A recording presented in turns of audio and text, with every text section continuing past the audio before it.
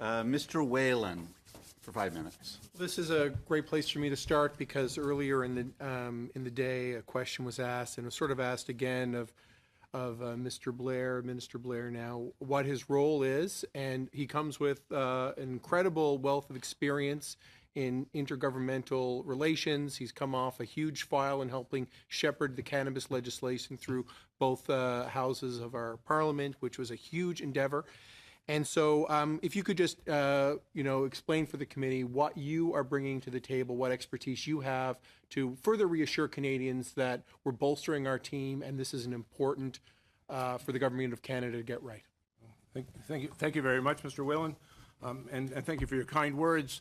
I have, frankly, 4 decades of experience and 10 as a chief of police in a large metropolitan centre. I've had the opportunity over the course of that career, and certainly, as you've already indicated, in managing a rather complex file. The cannabis legislation, just as an example, was legislation that had an impact on multiple ministries. I answered directly in that role to the Minister of Justice, Minister of Health, and the Minister of Public Safety, but also had a great deal of involvement with a number of other federal ministries. I worked with senior officials and the governments of all of the provinces and territories and with municipalities across the country, as well as engaging with First Nations and other Indigenous communities. And because of the complexity of this file, there are a number of files which are managed within the government where it was felt that I could be of some assistance to the ministers in continuing to work and improve some of those processes to ensure that cross-ministry collaboration on these important issues. And I think it, and perhaps most importantly, because these issues are important to Canadians. The issues that I have been tasked with respect to border security, the irregular asylum seeking, the irregular crossers who are seeking asylum, issues around organized crime and gun violence are all issues of concern to Canadians that have frankly, an impact on many ministries. I think Canadians look forward to your contributions, and of course, I think the opposition looks forward to your mandate letter, which I'm sure will be out soon. Before I give the last word to the minister, I just want to thank the witnesses for coming today to help combat some of the misinformation and help reassure Canadians that the situation is well managed, it's secure, and that we're meeting both our legal and our international obligations. I think that was clear from all the testimony today. I would also like to thank the guest members who joined the Liberal team today for their expertise on security, communities and housing, the issues in Quebec, and also international human rights. I think we needed to bolster our team today to make sure we took full advantage of who was appearing before us. And on the issue as to what report comes out of our study, I think we'll leave those important questions to the regular committee who determines its own agenda when we meet in the fall. We have now had 9 great meetings on this very important topic, and in each case it seemed that the department has been a couple of steps ahead of where some of the recommendations were coming from this committee anyway.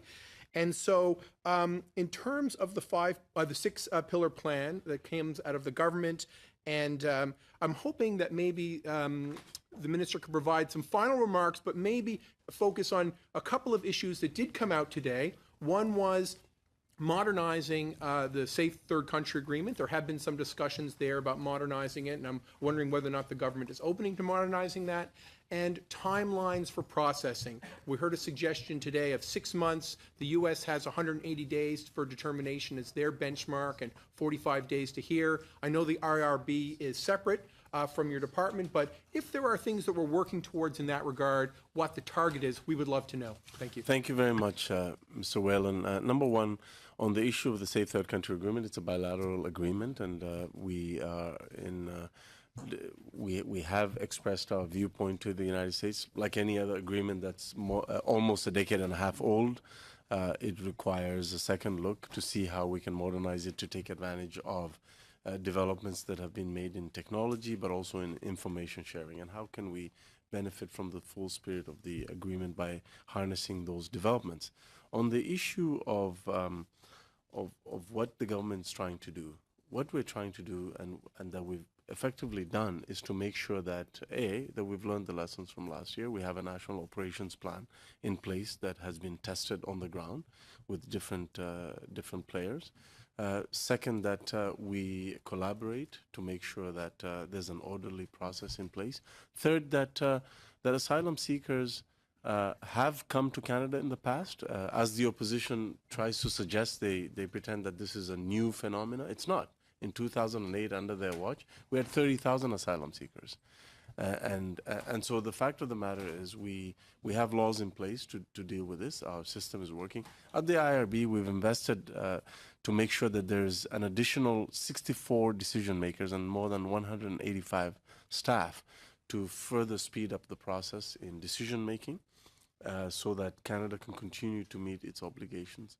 And you know, despite the rhetoric, despite the fear-mongering by the opposition, we remain committed to making sure that we have a place in our hearts and in our immigration system for those who are seeking protection.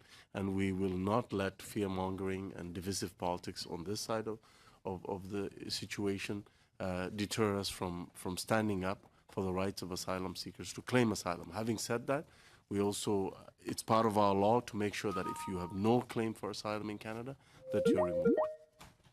Thank you. Thank you, ministers. Thank you to all our officials. And thank you to the staff and the members of the committee. The meeting is adjourned. See you in September.